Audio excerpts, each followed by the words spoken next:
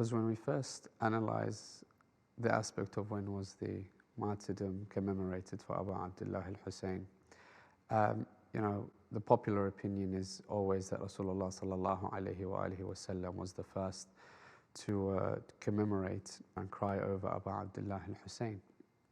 But if we go further into the history books and begin to analyze all the traditions that we have about Abu Abdullah Al-Hussein, one goes back to Bihar al-Anwar to see that even as far as Adam alayhi afdal salatu wassalam, when we have the tradition when it says Allah subhanahu wa ta'ala taught Adam the names, and these names were the 5 infallibles that we have of Ashab al-Kisa.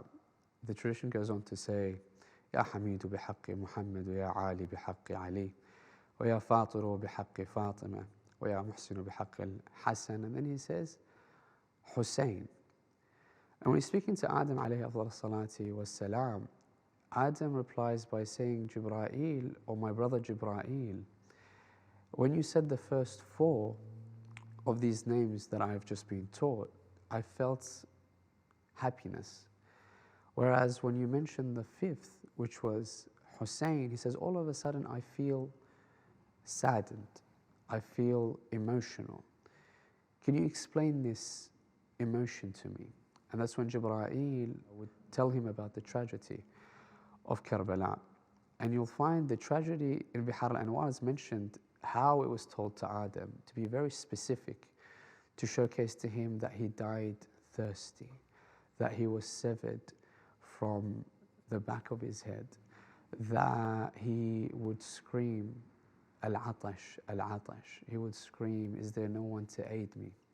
Ala min nasirin yansurana. And he goes, these cries made or will make the heavens cry as well as the earth, as well as the angels.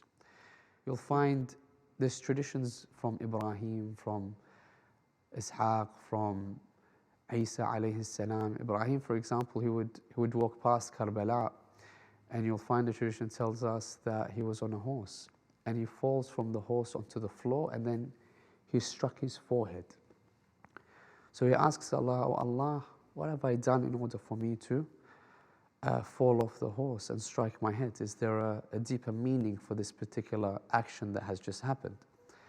And that's when Jibra'il descends again, and he tells him, this is a blood that is spilt for the blood that will be spilt here in the end of time for the grandson of the last messenger. And indeed we see that Abu Abdullah Al-Hussein was struck with an arrow in his forehead, as we know. And that's where we find that connection between the Anbiya that were previous and how they understood what was to happen in the end of time, and to Imam Hussain alayhi afdal salatu wassalam.